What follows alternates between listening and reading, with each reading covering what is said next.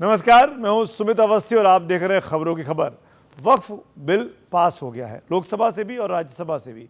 अब केवल राष्ट्रपति के हस्ताक्षर होने बाकी हैं, फिर यह कानून का रूप ले लेगा। लेकिन इस बीच में इस बिल को रोकने के लिए मामला अब सुप्रीम कोर्ट तक भी आज पहुंच गया है। तो आज खबरों की खबर में हम बात करने वाले हैं सबसे पहले इसी बड़ी स्टोरी पर। हम आपको दिखाएंगे कि वक्फ बिल पास होते ही जहां इसके विरोध में एक कांग्रेस के सांसद सुप्रीम कोर्ट पहुंच गए, तो दूसरी तरफ उत्तर प्रदेश में वक्फ की संपत्तियों पर एक्शन के लिए मुख्यमंत्री योगी आदित्यनाथ ने अपनी तैयारियां शुरू कर दी हैं। हम आपको ये भी दिखाएंगे कि प्रधानमंत्री नरेंद्र मोदी ने बांग्लादेश की अंतरिम सरकार के मुख्य सलाहकार मोहम्मद यूनुस से ये पहली मुलाकात की है। 9 महीनों में दोनों नेताओं की पहली मुलाकात है जब से शेख हसीना ने बांग्लादेश को छोड़ा है। लेकिन इस पहली मुलाकात में कैसे प्रधानमंत्री मोदी ने मोहम्मद यूनुस को आईना दिखाया, एक ऐसा आईना जिसमें बांग्लादेश के शासन प्रशासन का चेहरा बहुत भद्दा दिखता है, वो हम विस्तार से आगे बात करेंगे। हम आपको अगली स्टोरी के तौर पर आज पंजाब लिए चलेंगे, एक बहुत ही बड़ी और दिलचस्प कहानी के लिए। पंजाब में एक तरफ नशे के खिलाफ अभियान की दुहाई दी जाती है, सरकार बड़ी बड़ी बातें कर रही है, तो दूसरी तरफ कैसे वर्दी वाली एक कांस्टेबल ही ड्रग्स का कारोबार कर रही थी। और आपको ये जानकर आश्चर्य होगा कि ये भंडाफोड़ लेडी कांस्टेबल के अवैध संबंधों के कारण हो पाया है। और चौथी कहानी के लिए सारी दुनिया में जिसकी हलचल है, हम ले चलेंगे आपको टैरिफ के टेरर की तरफ। डोनाल्ड ट्रंप ने टैरिफ लगाया चीन पर, अब चीन ने भी पलटकर शी जिनपिंग ने टैरिफ के जवाब टैरिफ से दिया है। उन्होंने बहुत बड़ी चोट अमेरिका को पहुंचाने की कोशिश की है और इसका पूरा असर अब शेयर बाजार पर आज दिखाई दिया है। लेकिन शुरुआत करते हैं वक्फ बिल से। संसद के दोनों सदनों में आज विधेयक पास हो गया। विपक्ष के सारे संशोधन प्रस्ताव गिर गए। राष्ट्रपति की मंजूरी मिलते ही अब ये कानून भी बन जाएगा और बिल के विरुद्ध सुप्रीम कोर्ट में फरियाद भी आज कर दी गई है। लेकिन सबसे पहले आपको दिखाते हैं कि देश के अलग अलग शहरों की तस्वीर। आज जुम्मे की नमाज से पहले खास सुरक्षा इंतजाम किए गए ताकि बिल के विरोध में कहीं कोई बात बिगड़ने न पाए। दंगाई सब चूहे की तरह बिलबिलाते हैं, लेकिन बाहर निकलने का दुस्साहस नहीं कर पाते हैं। बाप दादों ने जो कमाई की होगी वह भी एक झटके में सरकार जब्त करके गरीबों में बंटवाने का काम कर देगी। उत्तर प्रदेश के मुख्यमंत्री योगी आदित्यनाथ ने अपने इरादे साफ कर दिए हैं। संसद में वक्फ संशोधन बिल पास होने के बाद योगी सरकार बड़ी कार्रवाई के मूड में दिख रही है। योगी सरकार पूरे यूपी में अवैध रूप से वक्फ की घोषित संपत्तियों को जब्त करेगी। इस बारे में सभी जनपदों के डीएम को निर्देश दिया गया है कि वो अभियान शुरू करें। आगे आपको विस्तार से बताएंगे कि वक्फ बिल पास होने के साथ ही यूपी और दूसरे राज्यों में कहां क्या एक्शन लिया जा रहा है और किन संपत्तियों पर शिकंजा कसने वाला है। लेकिन पहले आपको दिखाते हैं शुक्रवार की तस्वीरें। वक्फ बिल पास होने के बाद जुमे की नमाज को लेकर यूपी के कई जिलों में सुरक्षा के भारी इंतजाम किए गए।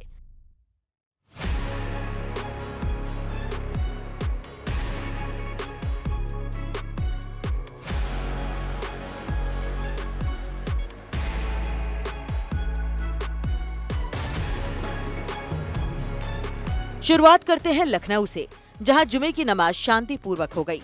शहर के संवेदनशील इलाकों में पुलिस और पैरामिलिट्री ने गश्त किया।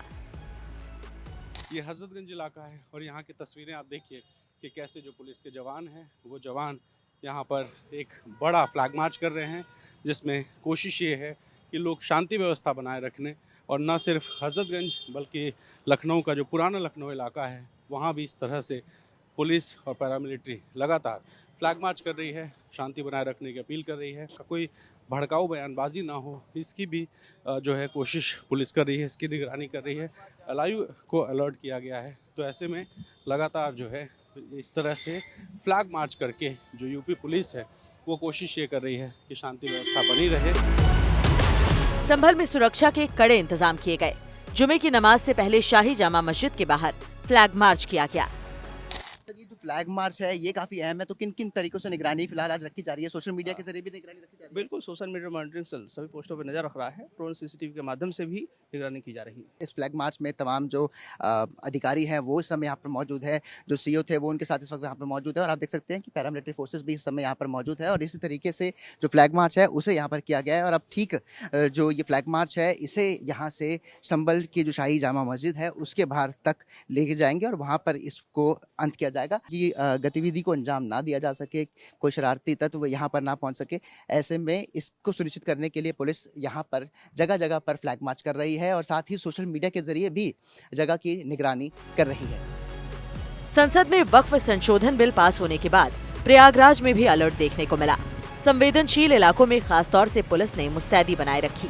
सड़कों पर उतरकर पुलिस बल और रैपिड एक्शन फोर्स ने फ्लैग मार्च किया। वक्फ संशोधन बिल के बाद देखिए किस तरीके से जब संसद में पास हुआ उसके बाद देखिए तमाम यूपी में अलर्टनेस देखने को मिल रही है। ये प्रयागराज है, आप देखिए प्रयागराज के तमाम पुराने इलाकों में और संवेदनशील जो इलाके हैं यहाँ पे एक भारी फ्लैग मार्च देखने को मिल रहा है। अधिकारी खुद ग्राउंड जीरो पर हैं और ये कहा जा सकता है कि संवेदनशील इलाकों के अलावा जो भी मस्जिदों के पास के जो इलाके हैं उसमें पूरी तरीके से फ्लैग मार्च किया जा रहा है। रैपिड एक्शन फोर्स के साथ साथ भारी पुलिस बल जो है सड़कों पर उतर चुका है। और आप देखिए कि पूरी कंपनी जो है रैपिड एक्शन फोर्स की ये जो है करीब 10 किलोमीटर से ज्यादा जो है ये फ्लैग मार्च कर रही है। और ये माना जा सकता है कि वक्फ संशोधन बिल के बाद जिस तरीके की एहतियातन सतर्कता देखने को मिल रही है पूरे यूपी में, प्रयागराज में भी ऐसी जो है अलर्टनेस देखने को मिल रही है। वाराणसी में ज्ञानवापी मस्जिद के बाहर सुरक्षा के कड़े इंतजाम रखे गए। पुलिस ने कड़ी निगरानी के बीच नमाजियों की सुविधा का पूरा ख्याल रखा। वक्फ संशोधन बिल पास होने के बाद ये पहला जुम्मा है और आज इस समय हम ज्ञानवापी मस्जिद, बनारस की जो ज्ञानवापी मस्जिद है जिसको शाही मस्जिद कहते हैं, वहीं खड़े हैं। और ये काफ़ी संवेदनशील मस्जिद है। यहाँ पर बड़ी संख्या में नमाजी नमाज पढ़ने आते हैं। इसलिए देखिए पुलिस की सुरक्षा व्यवस्था काफ़ी कड़ी है। यहाँ पर दर्जनों की संख्या में पुलिस के जवान और पुलिस के अधिकारी यहाँ पर खड़े हैं, क्योंकि यहीं से यही एंट्रेंस है, यहीं से बाएं काशी विश्वनाथ मंदिर में लोग दर्शन करने जाते हैं तो दाहिने ज्ञानवापी मस्जिद में जाते हैं। लेकिन ये विश्वनाथ मंदिर और ज्ञानवापी मस्जिद के गेट पर देखिए समाजी धीरे धीरे जा रहे हैं। सबके अंदर जांच हो रही है, जांच के बाद ही सबको प्रवेश दिया जा रहा है। तो इतनी सुरक्षा व्यवस्था देखते हुए अब लगता नहीं है कि किसी भी तरह की कोई अप्रिय घटना यहाँ हो सकती है। मुजफ्फरनगर में मुस्लिम धर्मगुरुओं की मौजूदगी में पुलिस के आला अधिकारी सड़कों पर उतरे। लोकसभा और राज्यसभा में बिल पास होने के बाद लगातार मुजफ्फरनगर पुलिस सड़कों पर है। लगातार फ्लैग मार्च किया जा रहा है। जो संवेदनशील इलाके हैं उन पर लगातार फ्लैग मार्च किया जा रहा है। हमारे साथ बात करने के लिए एसपी सिटी साहब हैं, उनसे बात करते हैं। सर, किस तरह की सुरक्षा व्यवस्था है मुजफ्फरनगर में? मुजफ्फरनगर जनपद में सेक्टर स्कीम लागू की गई है और उसके अतिरिक्त जितना भी पुलिस बल है प्लस हमें पीएससी का कंपोनेंट मिला हुआ है, सभी को फील्ड में रहने के निर्देश प्राप्त हुए हैं और उसी क्रम में लगातार फ्लैग मार्च किए जा रहे हैं और सोशल मीडिया पर निगरानी रखी जा रही है। धर्मगुरुओं से हम लगातार वार्ता कर रहे हैं और पूरी तरह से जनपद में सुरक्षा व्यवस्था और शांति व्यवस्था कायम है। दिल्ली में जामा मस्जिद के बाहर पुलिस ने सुरक्षा के कड़े इंतजाम बनाए रखे। ड्रोन से निगरानी की गई। पुरानी दिल्ली के अलावा उत्तर पूर्वी दिल्ली और शाहीन बाग जैसे इलाकों में पुलिस ने फ्लैग मार्च किया।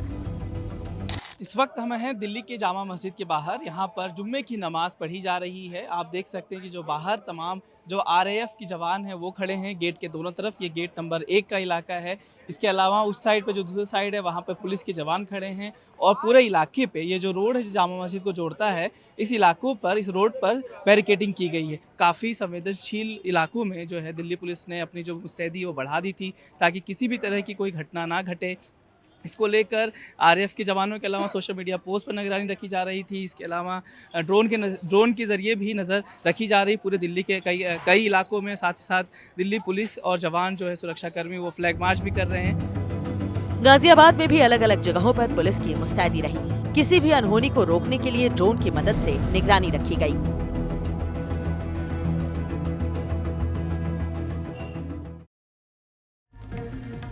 हमने आपको बताया कि कैसे वक्फ बिल पास होते ही उत्तर प्रदेश की योगी सरकार आज सबसे अधिक एक्शन में दिखाई दी। थोड़ी देर में इस पर एक रिपोर्ट भी आपको दिखाने वाले हैं, लेकिन आगे बढ़ने से पहले आपको बता देते हैं कि राज्यों में कितनी संपत्ति है वक्फ की। अलग अलग राज्यों की हम बात कर लेते हैं बारी बारी से। उत्तर प्रदेश में जो राज्य है वहाँ के बारे में बताता हूँ। वहाँ पे वक्फ की सबसे ज़्यादा संपत्ति, और ये है 2,14,707 संपत्तियाँ, ये सिर्फ उत्तर प्रदेश में है। बाकी राज्यों की बात की जाए तो पश्चिम बंगाल में 80,480, तमिलनाडु में 60,223 और पंजाब में 58,608 संपत्ति वक्फ के पास है। इसी तरह कर्नाटक में 58,578, केरल में 49,019 और तेलंगाना में 41,567 संपत्तियां वक्फ की हैं। जम्मू कश्मीर में 32,506, महाराष्ट्र में 31,716 और मध्य प्रदेश में 31,342 संपत्तियां हैं। इसके बाद बात करते हैं गुजरात, राजस्थान और हरियाणा की। गुजरात में 30,881, राजस्थान में 24,774 और हरियाणा में 23,117 संपत्तियां हैं। अगले राज्य बात कर लेते हैं आंध्र प्रदेश और बिहार के। आंध्र प्रदेश में 10,708 है और बिहार में 8,152 संपत्तियां हैं वक्फ के पास, और जिसको लेकर ये पूरा इस वक्त अब कंट्रोवर्सी होगी या विवाद होगा, या सरकारें तय करेंगी कि संपत्तियां अब बिल नया आने के बाद किस हिस्से में जाने वाली है, सरकार के पास रहेंगी या वक्फ के पास रहेंगी। यूपी की योगी सरकार ये आरोप लगाती रही कि वहां कई संपत्तियों को गैर कानूनी तरीके से वक्फ की संपत्ति बना लिया गया। इसीलिए संसद में वक्फ बिल पास होने के बाद ऐसा माना जा रहा है कि कानून बनते ही सबसे ज्यादा हलचल यूपी में देखने को मिल सकती है। हम आपको उत्तर प्रदेश के अलावा बिहार और दिल्ली की भी ग्राउंड रिपोर्ट दिखाएंगे ताकि आपको पता चल सके कि वक्फ से जुड़ी संपत्तियों का विवाद आखिर है क्या।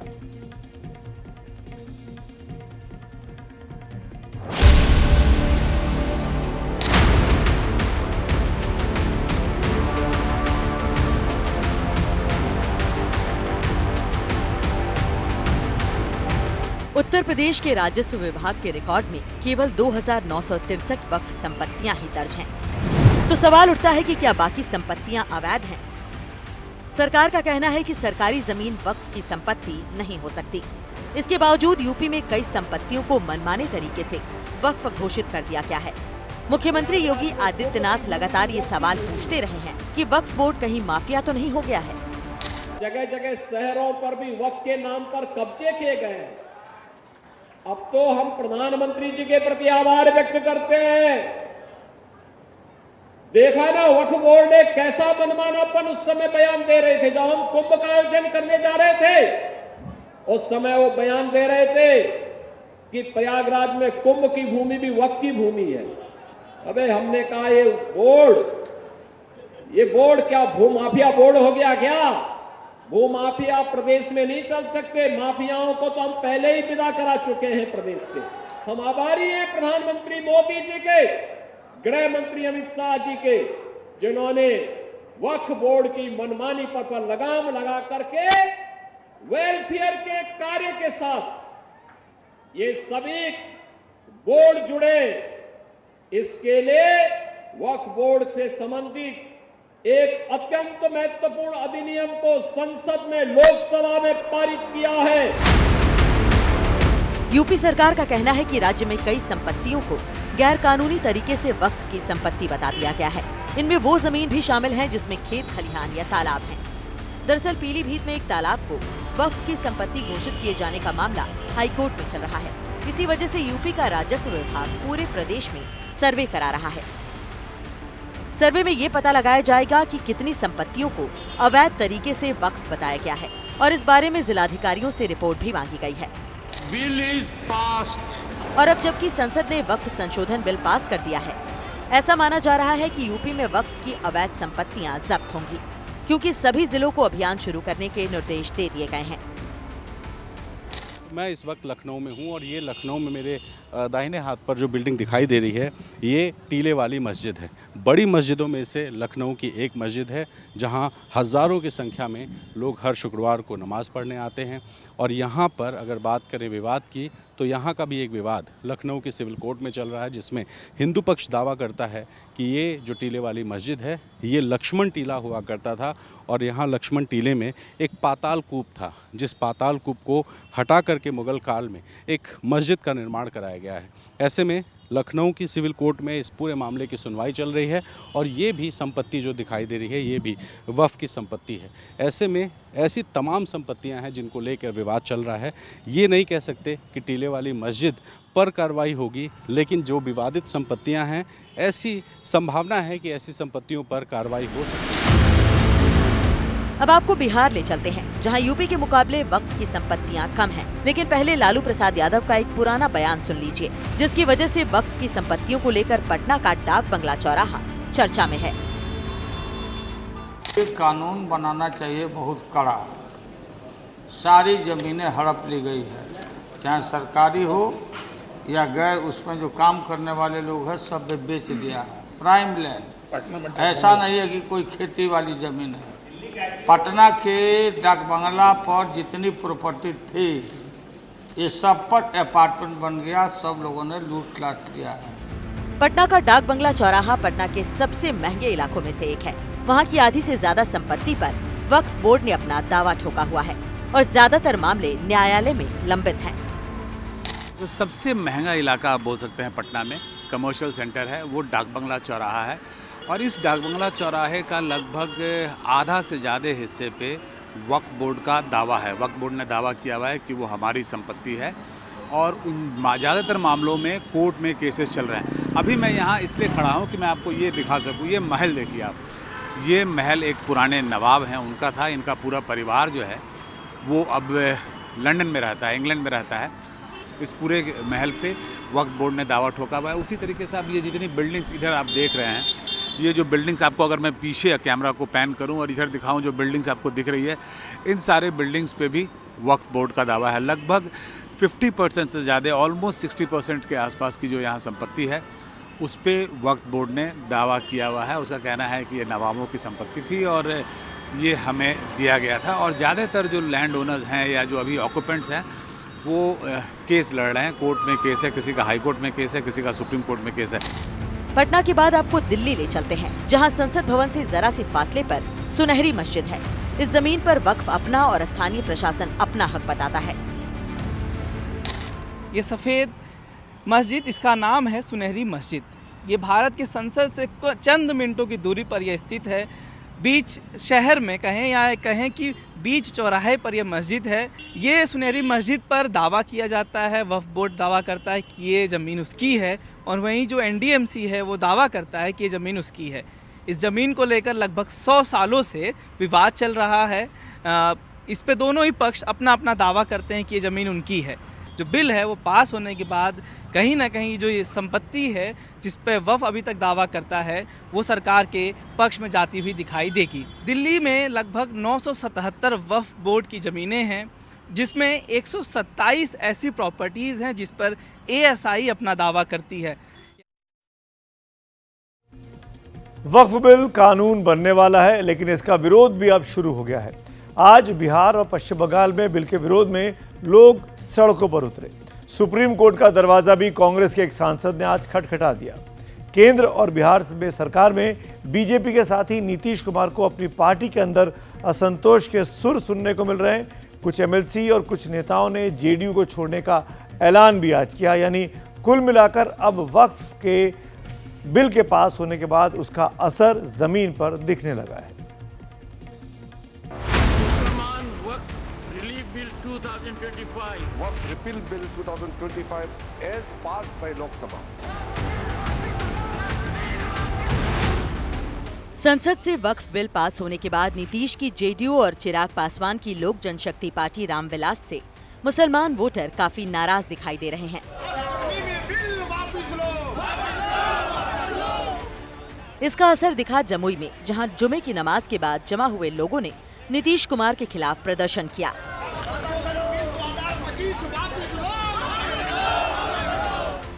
हाथों में पोस्टर लेकर निकले इन लोगों का कहना था कि राष्ट्रपति को बिल पर साइन नहीं करना चाहिए। वैसे नाराजगी नीतीश की पार्टी के भीतर भी कम नहीं है। मेरा मुंशी भी मेरा कातिल है, मेरा मुंशी भी मेरा कातिल है, मेरे हक में फैसला क्या देगा? हमें उनसे वफा की उम्मीद जो जानते नहीं वफा क्या। राष्ट्रपति जी से मेरा अनुरोध होगा कि इस बिल पर गौर करें और इसको वापस करें। इसी तरह कोलकाता में भी जुमे की नमाज के बाद मुस्लिम समुदाय के लोग हाथों में पोस्टर बैनर लेकर सड़कों पर निकल गए। प्रदर्शनकारियों ने ट्रैफिक जाम कर दिया। सड़कों पर कहीं कहीं पुलिस भी थी, लेकिन उन इंतजामों का ज्यादा असर नहीं दिखा। वक्फ बिल अमेंडमेंट इसको वापस लेना पड़ेगा। क्यों क्या है? हमारा जो भी एक जमाने से एक तारीखी हमारा जो भी वक्फ किया जाता है लोगों का, जो हमारा अंडर में आता है, ठीक है, उसको इस तरह से ये लोग अंडर में लेके उसके बाद हमारा जमीन, कब्रिस्तान, मस्जिद, मसाजिद उसको गवर्नमेंट के अंडर लिया जा रहा है, ये गलत है। कब्रिस्तान हुआ, मस्जिद हुआ, जो हम लोग का है वो हम लोग का कल गवर्नमेंट अपना अंडरटेकिंग में ले लेंगे तो वो हमारा रहेगा, तो फिर हम लोग क्या करें? इनको कौन अधिकार दिया? ये कहाँ का इंसाफ है? आप कह रहे हैं कि 298 हमारे साथ हैं, तो जिसके वजह से आज हम वक्फ अमेंडमेंट एक्ट लागू कर रहे हैं। इस बीच वक्फ संशोधन बिल का मामला सुप्रीम कोर्ट पहुंच गया। कांग्रेस सांसद मोहम्मद जावेद ने याचिका दाखिल करके कहा कि ये बिल मुसलमान समुदाय के प्रति भेदभावपूर्ण है और उनके मौलिक अधिकारों का उल्लंघन करता है। इस याचिका में दलील दी गई है कि वक्फ संशोधन बिल संविधान के अनुच्छेद 14 यानी समानता के अधिकार, अनुच्छेद 25 यानी धर्म के पालन की स्वतंत्रता के अधिकार, अनुच्छेद 26 यानी धार्मिक मामलों के प्रबंधन की स्वतंत्रता का अधिकार और अनुच्छेद 300A यानी संपत्ति के अधिकार का उल्लंघन करता है। जो अल्पसंख्यकों से वे वफा थे, वही वो वफ से वफा उन्होंने दिखलाया, मतलब भारतीय जनता पार्टी। और लगातार मैं समझता हूँ हेट स्पीसीज के माध्यम से, जिस प्रकार आपने देखा होगा प्रधानमंत्री जी है, लगातार अल्पसंख्यकों के प्रति जो उनके शब्द आते थे, और तो और अभी ईद के टाइम में उन्हें नमाज तक अदा नहीं करने दिया, वो अचानक मुस्लिमों से प्रेम दिखा रहे हैं। हम लोगों ने, हमारे अवैध संचार प्रमुख ने भी कहा है कि हर वो चीज़ें जो अनकॉन्स्टिट्यूशनल है, हम सुप्रीम कोर्ट जाएंगे, न्यायालय की शरण में हम जाएंगे। और आज हम ये जरूर कहना चाहेंगे कि भले आज उनके पास बहुमत है, लेकिन जो सत्य है वो सत्य रहेगा। लेकिन ऐसे में जबकि संसद में बिल पास हो गया है, क्या सुप्रीम कोर्ट इस मामले में दखल दे सकता है? कि ये कोई वक्फ एक्विजिशन एक्ट नहीं है, ये अमेंडमेंट एक्ट है, संशोधन है और ये एक्ट पहले ही से था। तो वैसे मामले में सुप्रीम कोर्ट का अधिकार क्षेत्र कितना होता है, ये तो सुप्रीम कोर्ट तय करेगा। ये सिर्फ एक कानूनी मुद्दा नहीं है, सियासी मुद्दा भी है और इमोटिव है, बहुत भावनात्मक मुद्दा है। और देश की पॉलिटिकल पार्टीज़ जो हैं अपने अपने फ़ायदे के लिए उस भावनात्मक मुद्दे को इनकैश कर रही हैं। तो सुप्रीम कोर्ट इस भावनात्मक विषयों से अपने आप को इतर रखता है। ऐसे मामलों में सुप्रीम कोर्ट बहुत प्रिकॉशन रखता है कि जब तक दोनों पक्षों को हम विस्तार से नहीं सुनेंगे, तब तक एक्ट को स्टे करने का मतलब है कि आप पार्लियामेंट को ही स्टैंड स्टिल कर दिए। और पार्लियामेंट को स्टैंड स्टिल करने की पावर जुडिशियल रिव्यू में सुप्रीम कोर्ट के पास नहीं है। वक्फ संशोधन बिल संसद के दोनों सदनों यानी लोकसभा और राज्यसभा से बहुमत के साथ पारित हो गया है। अब राष्ट्रपति की मंजूरी के बाद ये बिल कानून बन जाएगा। और अब आपको उस खबर की तरफ ले चलते हैं जो भारत के बांग्लादेश के साथ रिश्तों की नई परिभाषा तय कर सकती है। प्रधानमंत्री नरेंद्र मोदी ने बैंकॉक में बांग्लादेश के अंतरिम सरकार के मुख्य सलाहकार मोहम्मद यूनुस से मुलाकात की। मोहम्मद यूनुस की भूमिका लगभग अपने मुल्क के प्रधानमंत्री के तौर पर इस वक्त है, हालांकि उनको मुख्य सलाहकार कहा जा रहा है क्योंकि सरकार वहां पर अंतरिम सरकार चल रही है। इस मुलाकात के जरिए प्रधानमंत्री नरेंद्र मोदी ने बांग्लादेश की सरकार को साफ साफ चेता दिया कि बांग्लादेश में अल्पसंख्यकों, खासकर हिंदुओं पर जो अत्याचार हो रहे हैं वो बर्दाश्त नहीं किया जाएगा।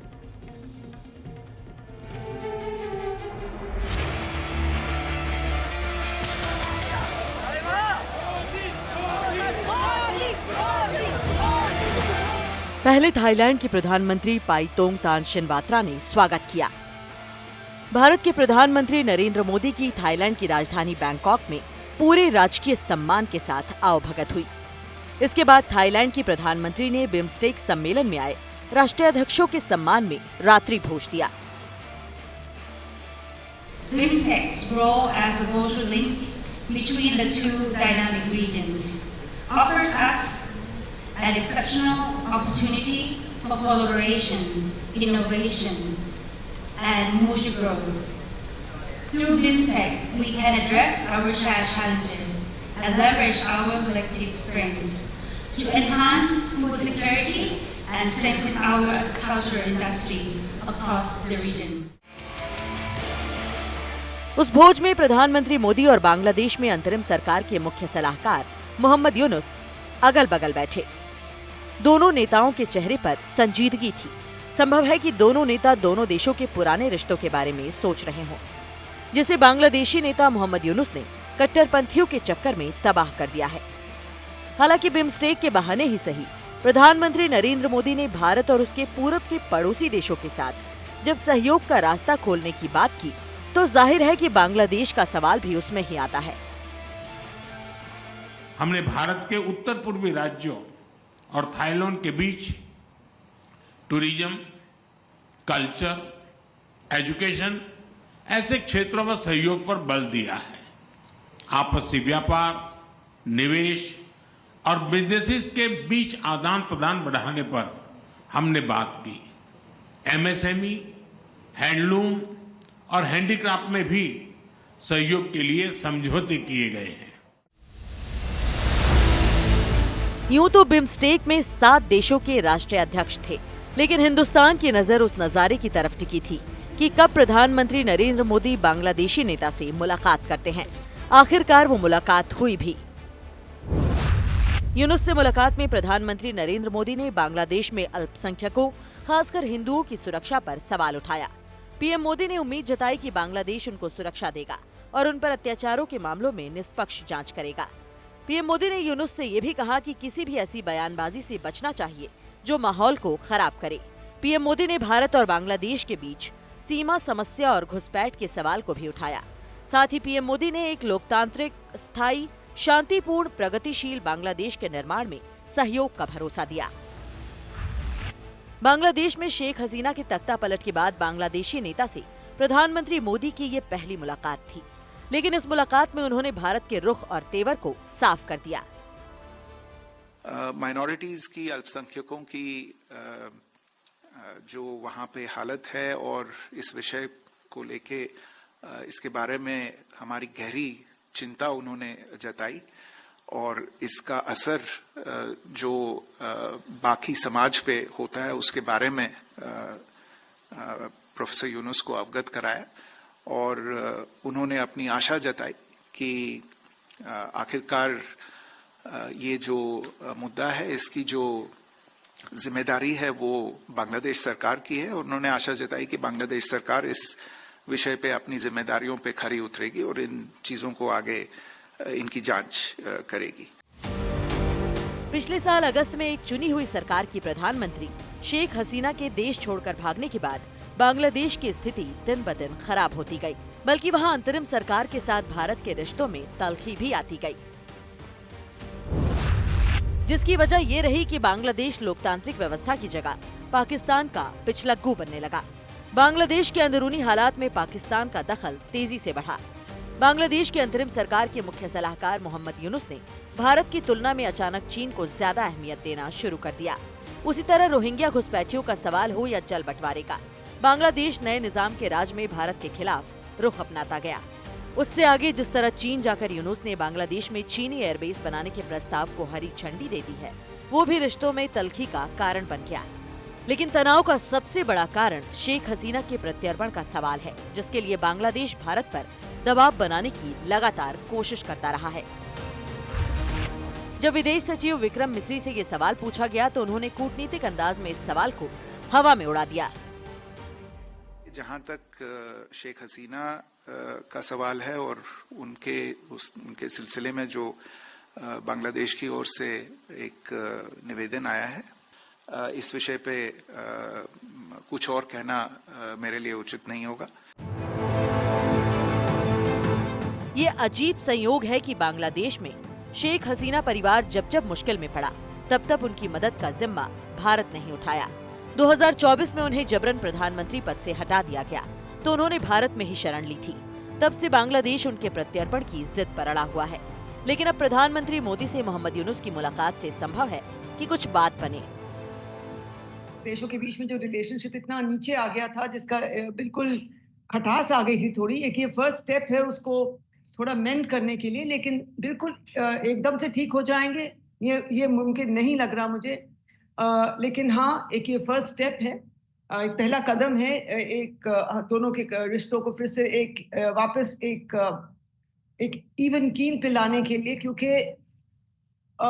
पीएम मोदी ने बड़ा क्लियरली कन्वे कर दिया है जो हमारे कंसर्न्स हैं, एरियाज ऑफ कंसर्न है, इंक्लूडिंग जो ट्रीटमेंट ऑफ माइनॉरिटीज की बात है और जो इन्होंने नॉर्थ ईस्ट के ऊपर भी कोई स्टेटमेंट्स दिए थे, इन सब मुद्दों को और जो इम्पोर्टेंट मुद्दे हैं सब उनके साथ बातचीत की गई है और मुझे उम्मीद है कि वो समझ रहे हैं और बिल्कुल रिलेशनशिप को ठीक करने में वो भी कोशिश करेंगे। बांग्लादेश के लिए भी इम्पोर्टेंट है, इंडिया के लिए भी इम्पोर्टेंट है ये रिलेशनशिप, लेकिन बिल्कुल ठीक हो जाएंगे, अभी मुझे उम्मीद कम है।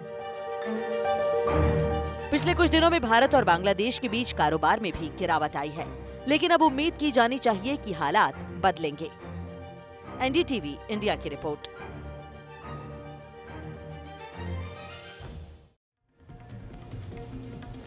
तो बैंकॉक में बिम्स्टेक की बैठक चल रही है। बैठक हुई, उसके बाद प्रधानमंत्री वहां से श्रीलंका भी गए। बहुत से लोग सोच रहे होंगे कि बिम्स्टेक आखिर है क्या। हम आपको बिम्स्टेक के बारे में तफसील से पहले बता देते हैं, इसका इतिहास क्या है, कब इसकी शुरुआत हुई और क्यों ये बनाया गया, ये आपके लिए जानना बहुत ज़रूरी है।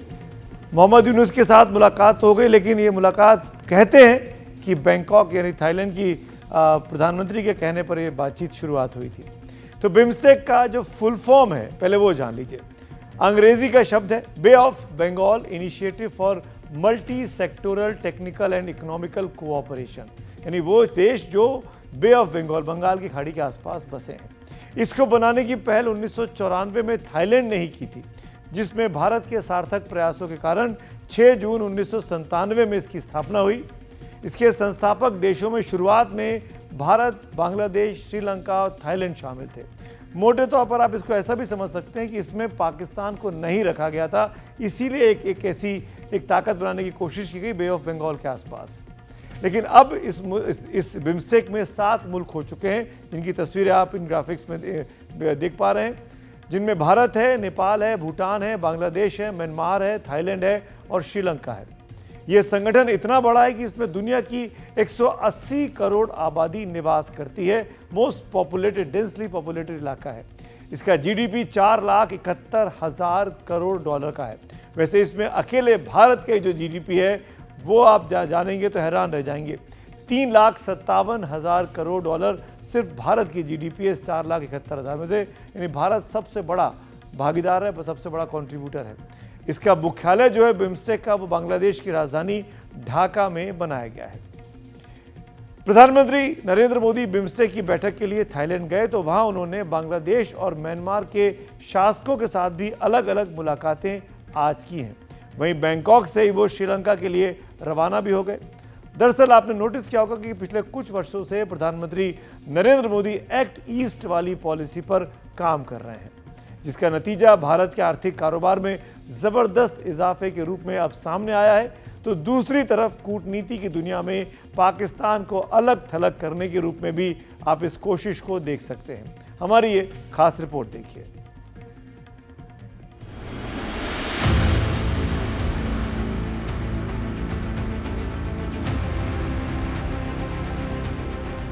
ये तस्वीरें प्रधानमंत्री नरेंद्र मोदी के एक्ट ईस्ट लुक ईस्ट नीति का विस्तार है। इस एक्ट ईस्ट में प्रधानमंत्री मोदी का अपने पड़ोसी देशों के साथ सहयोग का एक नया दरवाजा भी खुलता है। लेकिन पूरब की तरफ, खासकर बिम्स्टेक पर विशेष जोर के पीछे प्रधानमंत्री नरेंद्र मोदी की वो कूटनीति काम करती है जिसमें पाकिस्तान आज अलग थलग पड़ गया है। ये तस्वीर बताती है कि अपने कार्यकाल के शुरुआती दिनों में प्रधानमंत्री मोदी ने पाकिस्तान से रिश्ते बेहतर बनाने के तमाम प्रयास किए। इसके तहत ही सबको चौंकाते हुए नवाज शरीफ की नातिन की शादी में पीएम मोदी लाहौर पहुंच गए थे। उससे पहले सार्क के नेताओं को पीएम मोदी ने अपने पहले शपथ ग्रहण समारोह में बुलाया था, जिसमें पाकिस्तान के तत्कालीन प्रधानमंत्री नवाज शरीफ के साथ एक नए संबंध की शुरुआत पर उनका जोर था। भारत की एक्ट ईस्ट पॉलिसी हमारे इंडो पैसिफिक रीजन का एक महत्वपूर्ण भाग है। आसियान हमारी एक्ट ईस्ट पॉलिसी का मर्म है और सदैव रहेगा। पीएम मोदी ने प्रयास तो पूरे किए, लेकिन पाकिस्तान अपनी हरकतों से बाज नहीं आया। उरी से लेकर पुलवामा तक पाकिस्तान की आतंकी नीति से तंग आकर प्रधानमंत्री मोदी ने पड़ोसी देशों के साथ अपने संबंधों की नीति को पूरब की तरफ मोड़ दिया। उसका नतीजा ये हुआ कि सार्क, जिसमें पाकिस्तान भी है, वो बेईमानी हो गया। बल्कि उसकी जगह बिम्स्टेक पर पीएम मोदी ने ज्यादा फोकस किया, एक्ट ईस्ट वाली कूटनीति के तहत ही। प्रधानमंत्री मोदी ने 2015, 2018 और 2024 में 3 बार सिंगापुर की यात्रा की। इसी तरह 2018, 2022 और 2023 में 3 बार इंडोनेशिया की यात्रा की। 2017 में जब पीएम मोदी ने फिलीपींस की यात्रा की तो वो 36 साल बाद किसी भारतीय प्रधानमंत्री की यात्रा थी। पीएम मोदी ने इसके तहत ही म्यांमार, मलेशिया, थाईलैंड और वियतनाम की यात्राएं भी की। उसी तरह प्रधानमंत्री मोदी ने बिम्स्टेक और आसियान जैसे संगठनों पर पूरा जोर दिया। इसके तहत ही 2018 में आसियान देशों के नेता गणतंत्र दिवस समारोह में सामूहिक रूप से मुख्य अतिथि थे, जबकि 2025 में इंडोनेशिया के राष्ट्रपति प्रबोवो सुबियांतो मुख्य अतिथि के रूप में भारत आए थे। अब बिम्स्टेक की बैठक में ही पीएम मोदी ने म्यांमार के शासक से भी अलग से मुलाकात और बात की। साफ है कि अपने पड़ोसियों के साथ भारत के बेहतर रिश्तों के लिए पीएम मोदी ने पूरी तैयारी कर ली है। और इसकी शांति के प्रयासों के लिए मैं खुद लाहौर चला गया था।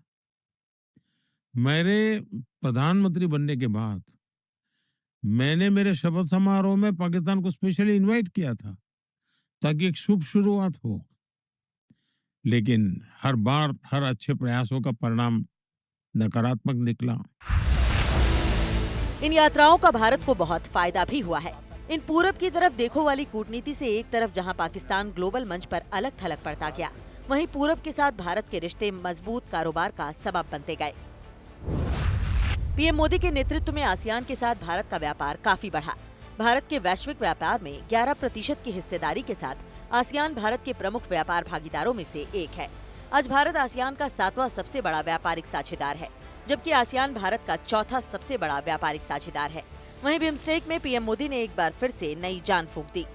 बिम्स्टेक एक बहुत अच्छा एक ऑर्गेनाइजेशन है जो साउथ एशिया और साउथ ईस्ट एशिया के बीच स्थित है, और अगर हम बिम्स्टेक को स्ट्रॉन्ग करें तो ज़रूर हमारे रिश्ते साउथ ईस्ट एशियन देशों के साथ बढ़ेंगे। आपने देखा है कि पूरी दुनिया में टैरिफ्स लग चुके हैं, डोनाल्ड ट्रंप की सरकार ने टैरिफ्स लगाए हैं। इन टैरिफ्स का मुकाबला करने के लिए रीजनल कोऑपरेशन बहुत ज़रूरी है। तो अगर बिम्स्टेक के देश अपने आप में रीजनल कोऑपरेशन बढ़ाएं और अपने आप में ट्रेड और टूरिज्म बढ़ाएं तो इससे बहुत फ़र्क पड़ेगा। हमने देखा है कि इस बिम्स्टेक के समिट के दौरान एक maritime transport cooperation agreement sign हुआ है, और cooperation agreement between BIMSTEC and Indian Ocean Rim Association उनके साथ हुआ है। तो इन ऐसे समझौतों का बहुत महत्व है, क्योंकि हम ये अपने रीजन में एक पीसफुल स्थिति कर सकते हैं। और अगर देखा जाए कि क्योंकि आज की तारीख से बांग्लादेश बिम्स्टेक का चेयर बन गया है, तो अगर बांग्लादेश इसमें इंटरेस्टेड है तो ज़रूर बिम्स्टेक की तरक्की हो सकती है, और बिम्स्टेक और आसियान के रिश्ते बढ़ सकते हैं, सुदृढ़ हो सकते हैं, और ये पूरे रीजन के लिए अच्छी बात होगी। और इनसे आगे बढ़कर भारत न सिर्फ पूरब की देशों की तरफ बल्कि दूसरे पड़ोसी देशों की तरफ भी देख रहा है। इनमें से एक श्रीलंका है, जहां प्रधानमंत्री नरेंद्र मोदी की शुक्रवार से ही 3 दिवसीय यात्रा शुरू हुई। जाहिर है कि इस यात्रा से चीन को नींद नहीं आएगी। श्रीलंका की बेहाली के बीच दोनों देशों में प्रधानमंत्री मोदी की मौजूदगी में कई अहम बैठकें होने वाली हैं। लेकिन नजर हम्बनटोटा बंदरगाह पर है, जहां 2022 में चीनी मिसाइल और सैटेलाइट ट्रैकिंग सिस्टम लगाए जाने के बाद भारत और श्रीलंका के रिश्तों में विवाद आया। अगस्त 2023 में कोलंबो पोर्ट पर एक और चीनी युद्धपोत ने लंगर डाल दिया। अब प्रधानमंत्री मोदी शनिवार को श्रीलंकाई राष्ट्रपति अनुराकुमारा दिसानायका के साथ बातचीत करेंगे, तो उसमें रक्षा सहयोग पर यकीनन फोकस होगा। एनडीटीवी इंडिया की रिपोर्ट। पंजाब में आजकल वहां की भगवंत मान सरकार ने नशे के विरुद्ध युद्ध छेड़ रखा है, लेकिन पंजाब में वहां के एक पुलिस कांस्टेबल को नशे का कारोबार करते हुए पकड़ा गया। हेरोइन के साथ पकड़ी गई लेडी कांस्टेबल क्यों चर्चा में है, आप ये रिपोर्ट देखिए और पूरी खबर को समझ जाइए।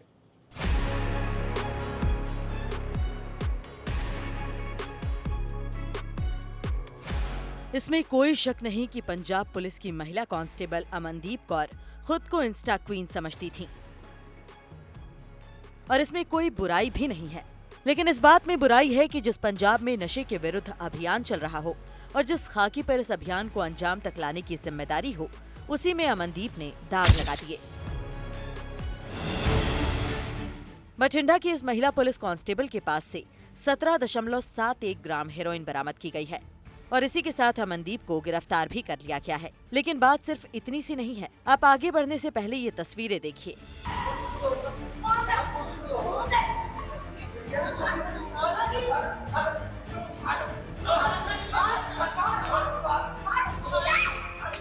कांस्टेबल अमनदीप की जब भटिंडा कोर्ट में पेशी हुई, कोर्ट परिसर में जबरदस्त हंगामा हुआ। एक दूसरे पर थप्पड़ और मुक्के जड़े गए।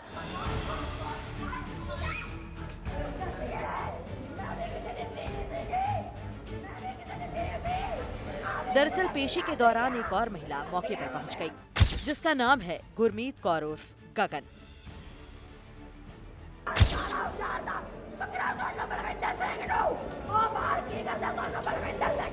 गुरमीत कौर ने महिला कांस्टेबल अमनदीप पर गंभीर आरोप लगाए।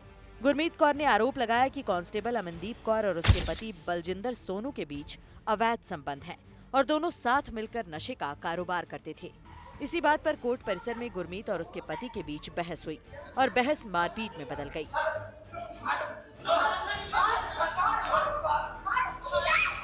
अमनदीप कौर को एक दिन के पुलिस रिमांड पर भेजा गया था, जिसके बाद उसे कोर्ट में पेश किया गया।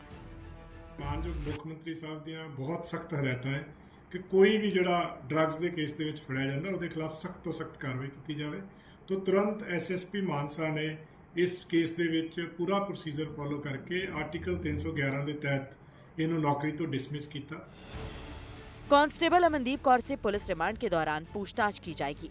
उसके पास नशे का सामान कहां से आया, उसे कहां इसकी सप्लाई करनी थी, नशे का ये कारोबार कब से चल रहा है और इस धंधे में दूसरे कौन लोग शामिल हैं। इससे पहले पुलिस ने अमनदीप कौर का डोप टेस्ट करवाया था, जो कि नेगेटिव रहा।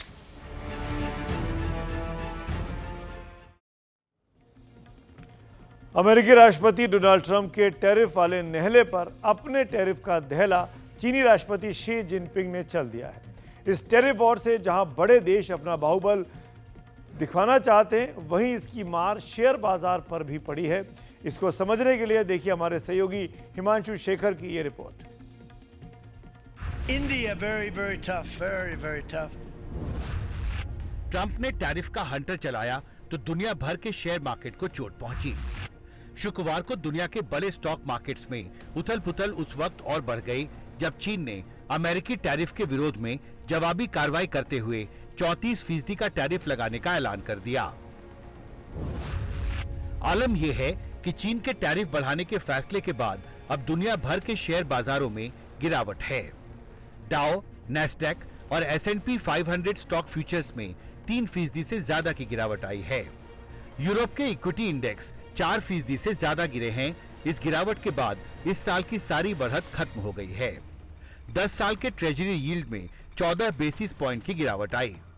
देखिए, जो रेसिप्रोकल टैरिफ जो 57 कंट्रीज पे लगाया गया है, उसके सिवा एक MFN टैरिफ है। MFN टैरिफ यूएस में बहुत कम है, करीब एवरेज MFN टैरिफ 3% है।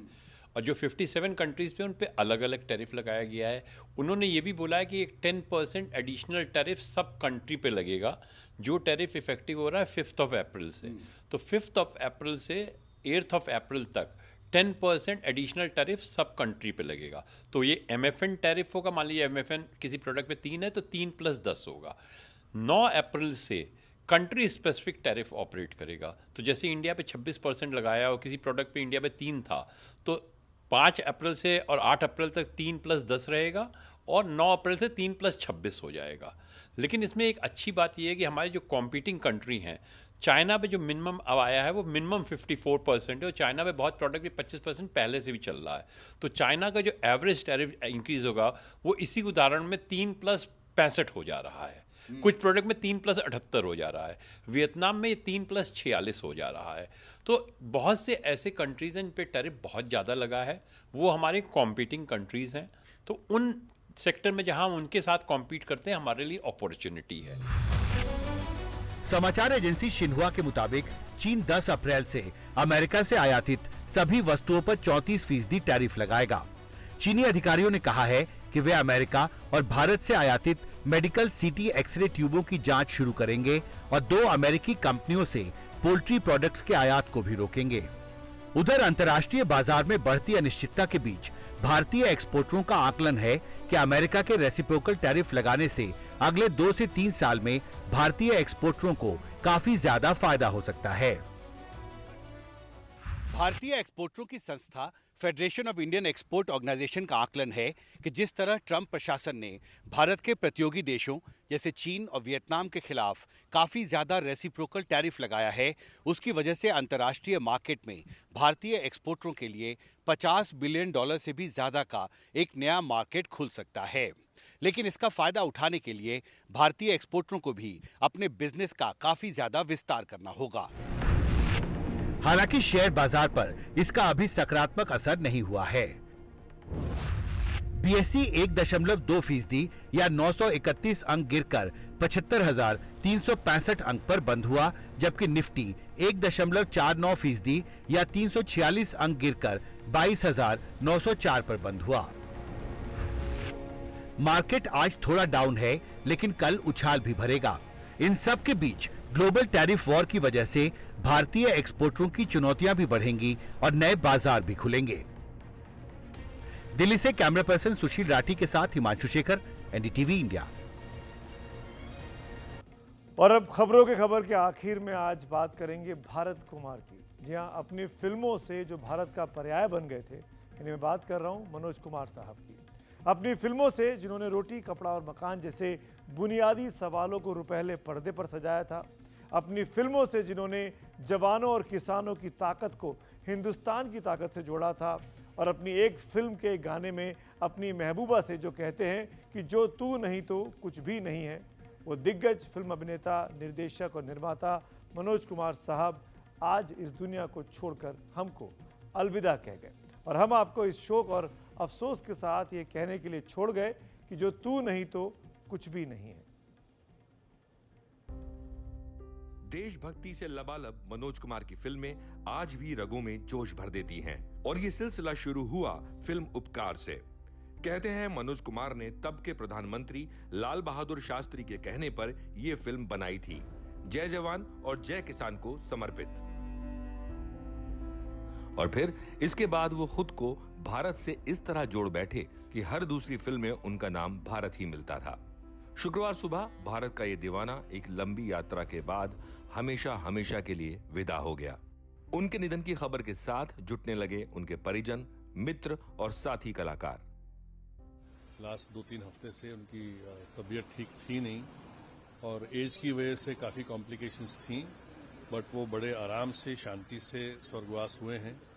और मैं आप सब लोगों का धन्यवाद करना चाहता हूं कि आप लोगों का प्रेम, आप लोगों का आशीर्वाद, आप लोगों की प्रार्थनाएं उनके काम आई हैं, और वो बड़े सुख से स्वर्गवास हुए। बहुत सी बातें हैं हमारी, हम तो फिल्म इंडस्ट्री में हमारा बचपन साथ ही गुजरा है। हमारे बहुत ही प्रेशियस लेजेंड थे। आज बहुत बड़ा नुकसान हुआ है हमारी इंडस्ट्री को, और उनकी फिल्में एक हमारे लिए मिसाल है। इंडस्ट्री में किताबों में पढ़ाई जाएंगी किस तरह की उन्होंने हमारे लिए फिल्में बना के सबको, आज तक उनका म्यूजिक बजता है जब कोई भी पेट्रियाटिक बात होती है। नहीं आई। मनोज कुमार पर भले भारत की छवि हावी रही, लेकिन उन्होंने तरह तरह की कामयाब फिल्में दी। 1957 में आई फिल्म फैशन से उन्होंने फिल्मों में कदम रखा, लेकिन पहली बड़ी सफलता मिली हरियाली और रास्ता से। फिर आई वो कौन थी से उन्हें पहचान मिली। फिल्म शहीद में भगत सिंह का किरदार निभाया। उस वक्त के प्रधानमंत्री लाल बहादुर ने फिल्म की तारीफ की, और उसके बाद मिली वो प्रेरणा जिससे उपकार बनी।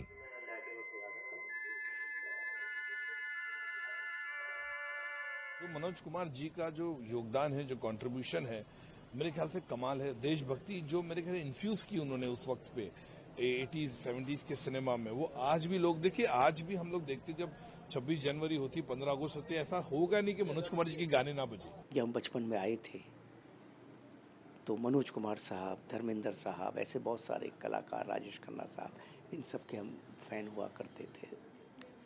और आज चले गए मनोज जी, मगर जाएंगे कहाँ, रहेंगे तो सदा धरती पर अपनी फिल्मों के जरिए फैनों के दिलों में।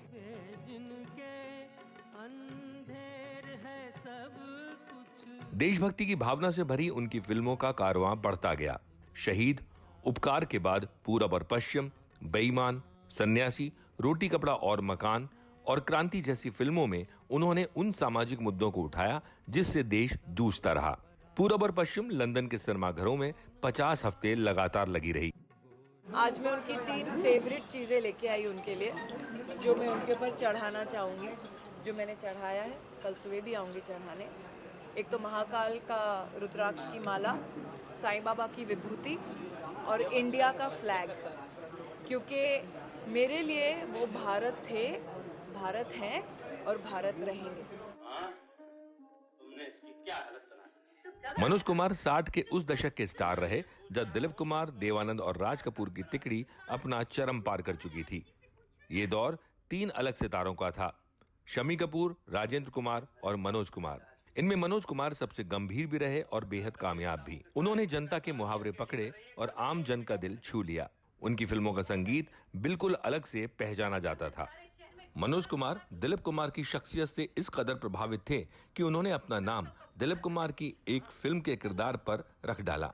वैसे 1968 में ये दोनों फिल्म आदमी में काम कर चुके थे। अगर ये प्रचलन होती तो तुम्हारे जुल्म इस तरह न And the entire industry will miss him.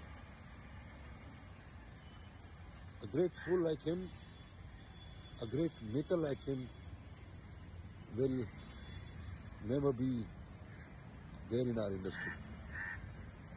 Goodbye, Manoj ji. Goodbye. बहुत ही कमाल का दिलीप साहब के साथ उनका एक रहा। उन्होंने डायरेक्ट भी किया दिलीप साहब को, और आदमी पिक्चर भी उन्होंने साथ में की, जिसके अंदर दिलीप कुमार और मनोज जी दोनों साथ में थे। बहुत ही कमाल की फिल्म थी वो भी, मुझे याद है। वो पिक्चर मैंने टेलीविजन पे देखी, दूरदर्शन पे, दोनों का परफॉर्मेंस। उसके बाद क्रांति में साथ में काम किया। देशभक्ति फिल्मों के बीच वो 2 बदन, हिमालय की गोद में और गुमनाम जैसी फिल्मों में रोमांटिक हीरो भी बने रहे। अपने फिल्मी करियर में उन्हें पद्मश्री, दादा साहब फाल्के और नेशनल अवार्ड से नवाजा गया। उनके निर्देशन में बनी आखिरी फिल्म थी 1999 में आई जय हिंद। फिल्में उन्होंने बहुत सी की, लेकिन हाल ही में अपनी फिल्म शोर देखकर वो भावुक हो गए थे। उपकार से शुरू किया था उन्होंने, वो आज भी रेलेवेंट है। आप पूरब पश्चिम देखेंगे, वो आज भी रेलेवेंट है। आप रोटी कपड़ा देखेंगे, वो आज भी रेलेवेंट है। तो ये सारी चीजें ऐसी हैं जो तब भी रेलेवेंट थी, जो उन्होंने मुद्दे पकड़े थे और आज भी रेलेवेंट हैं। चाहे वो समाज में हो, चाहे वो पार्लियामेंट में हो, हर जगह ये बातें आज भी चलती हैं। तो उनके मुद्दे ऐसे हमेशा थे जो जज्बाती थे और वास्तविक जीवन में सबके साथ कनेक्टेड थे। मनोज कुमार आज हमारे बीच नहीं है, पर उनके सिनेमा का वो भारत कुमार कहीं ना कहीं हर देशवासी में है, जिसे देखकर मनोज कुमार कहानियां लिखते रहे, सिनेमा बनाते रहे। मुंबई से प्रशांत सिसोदिया की रिपोर्ट।